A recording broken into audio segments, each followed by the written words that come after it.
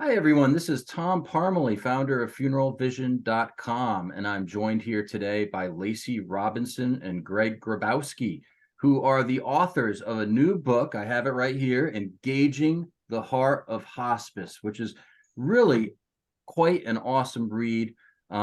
First, I just wanted to say hi. Thanks for joining me, Lacy and Greg. Thanks. We're happy to be here. Hi, Tom. Thanks for having us. I guess my first question is, how did you two connect and decide to write a book? I mean, that doesn't happen every day and is quite an undertaking. Well, I'll tell you what, I'll tell you the first part, and then Lacy can tell you how we've hooked up at a NFDA convention a really long time ago in Austin. And long story short, I was working at a national hospice, and I thought it'd be great that funeral directors and hospice get together.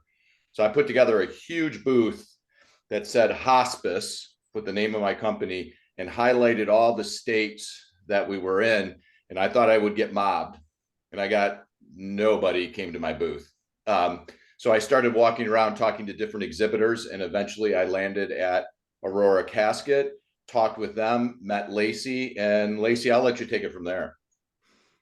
That is how Greg and I connected and working on special projects for Aurora Casket customers and helping those funeral homes partner with local hospice providers. And we stayed in touch over the years. And I was thinking one day at the start of 2020 that Greg should write a book. And I called him and I said, Greg, I think it's time. You need a book for funeral providers. And he said, well, how about you do it with me? And I said, that's perfect. And the timing was impeccable because during the pandemic, it allowed me the opportunity to really focus on what it was that we wanted to say to funeral directors and extracting all of the expertise and knowledge that was in Greg's brain that would help funeral providers partner with local hospice providers.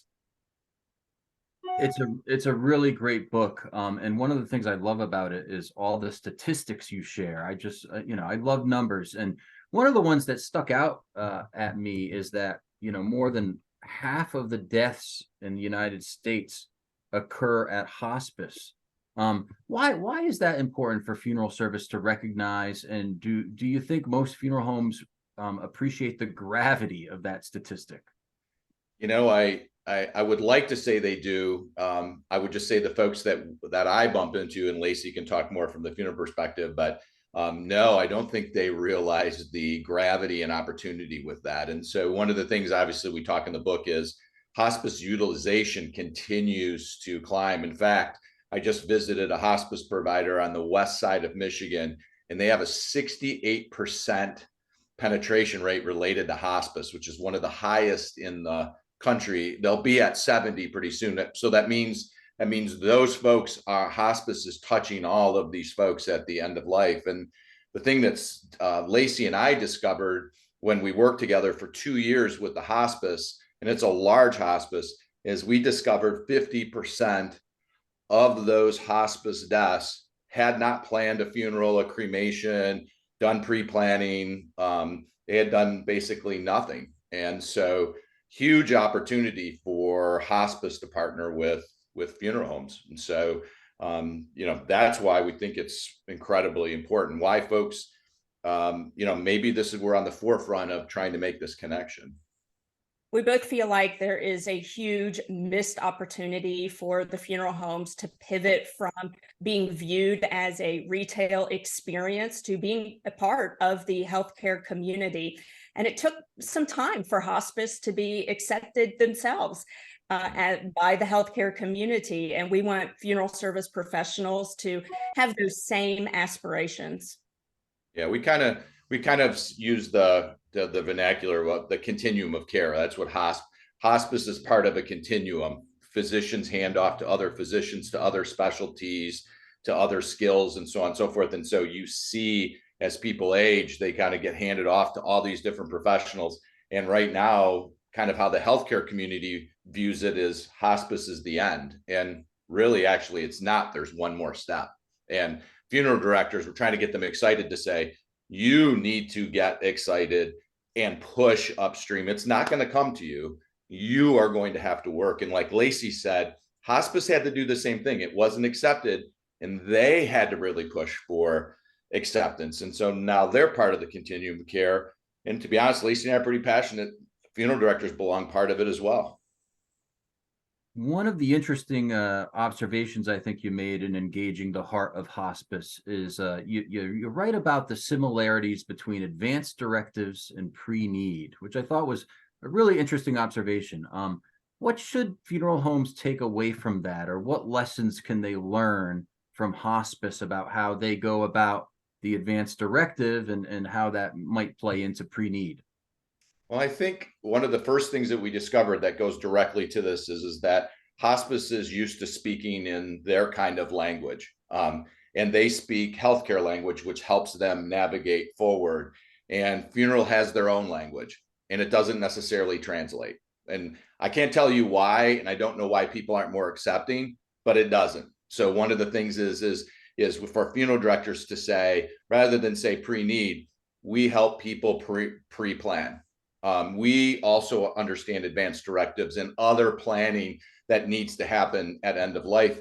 And actually, we're experts at this, so let us be part of that conversation. For some reason, pre-need has, to I think Lacy's point, has some kind of retail type, salesy type thing, whereas we're part of the continuum, wanting to help patients and families plan. Hospice wants them to plan as well for end of life. That just plays better. And Tom, it is important for funeral directors as well as community outreach specialists that work at the funeral home to have the ability to communicate with hospice care team members in the most effective way, to communicate their shared values, their common vision, and ideas for a partnership. And we talk about in the book that hospice business development directors, they do appreciate those monetary donations, but it doesn't help hospice care team members know more about the funeral home and what the funeral home can provide for families. And this book focuses on how can you portray to hospice providers that you do have that same mission, those same values, and you want to be a part of the conversation, and that your funeral home is not the same as the funeral home 10, 20 years ago. Things have changed. Services have evolved, and funeral directors are equipped more than ever to meet the needs of modern families. Another question I have, and I know you'll have some opinions on this, is what misinformation or maybe incomplete information about hospice care providers is most prevalent in the funeral profession? No, that's a good one. I will say, when I was at the NFDA and I was like just trying to meet people, and I stepped out into the hallway, I had folks come up to me and say, you have driven cremation. You're the one that got this all started. Your social workers want to do X, Y, or Z. Lacy and I got invited to do a speaking engagement together, and the speaker before us got up and said, hospice is a threat to funeral directors. They're gonna want to do funeral services next. And so social workers care deeply about patients and families, understand where they're at financially, and simply say, hey, you don't have a funeral planned or a cremation. How can I help facilitate that? Because obviously your loved one is imminent and is going to unfortunately die, and we have to have some plans in place. And that's the simple proposition that social workers do. So that's untrue. And then I can tell you, having been in the hospice industry for the last 30 years, the hospice industry has no desires whatsoever to get into the funeral business. And the person that said that was about 10 years ago. And you can see there's been no movement in that direction. Hospice has got its own kind of strategies, and they're all moving forward. It really ends after they hand it off to the funeral directors. And as we were collaborating on the book and determining the focus and the direction and the goals that we wanted to accomplish in writing it, debunking common misconceptions was at the top of the list. We wanted to help funeral service professionals have a more compassionate and informed approach when they do start building a meaningful partnership with hospice providers. What are maybe a couple simple steps for funeral homes that might feel overwhelmed by this topic to provide value to hospice care organizations and to contribute to that continuum of care that you keep mentioning? Is there, one or two places where you'd suggest that they start? Well, first I would say, Lacy, buy the book. There you go. I'm teasing. Thank you, Tom. Thank you. I would say, first and foremost, reach out to the hospices. Don't get frustrated. We've started to engage with funeral homes that wanted to engage us on a consulting basis to help make those connections.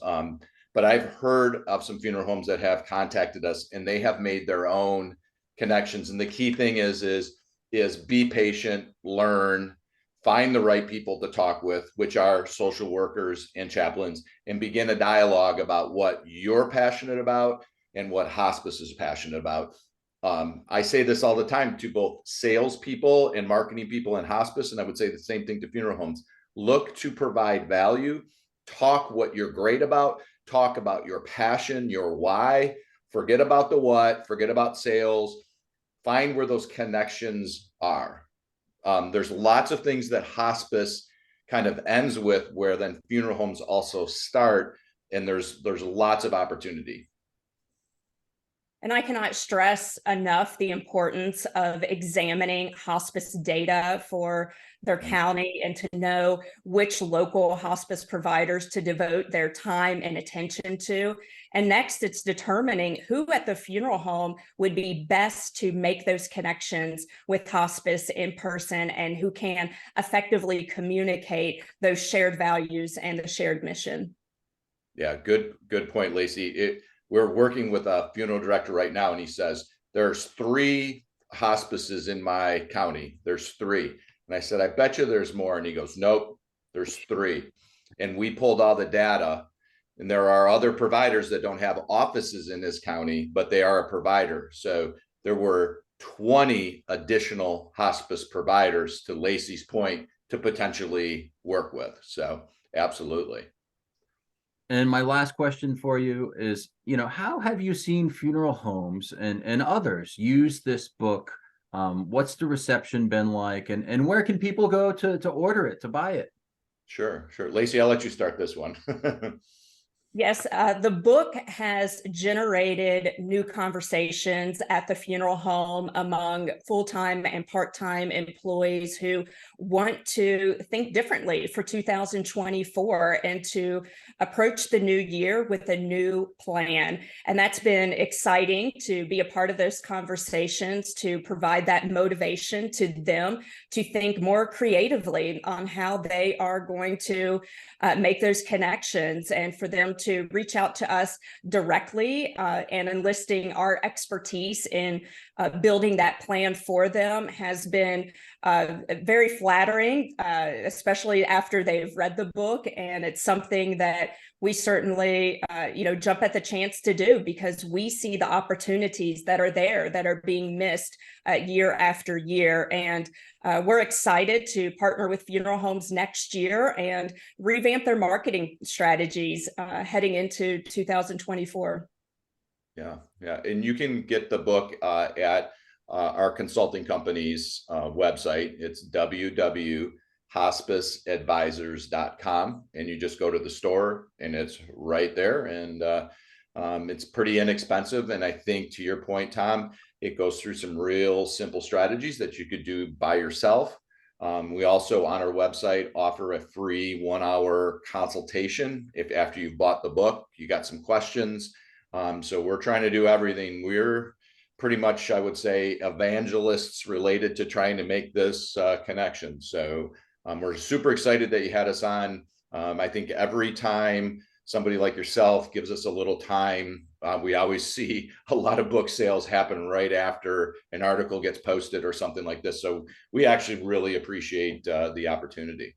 No, it's a really important topic, and I know funeral homes should certainly be paying attention to it. So engaging the Heart of Hospice. If you don't have a copy of it yet, check it out. And I want to thank Lacy and Greg. Thanks so much for joining me today. Thank you.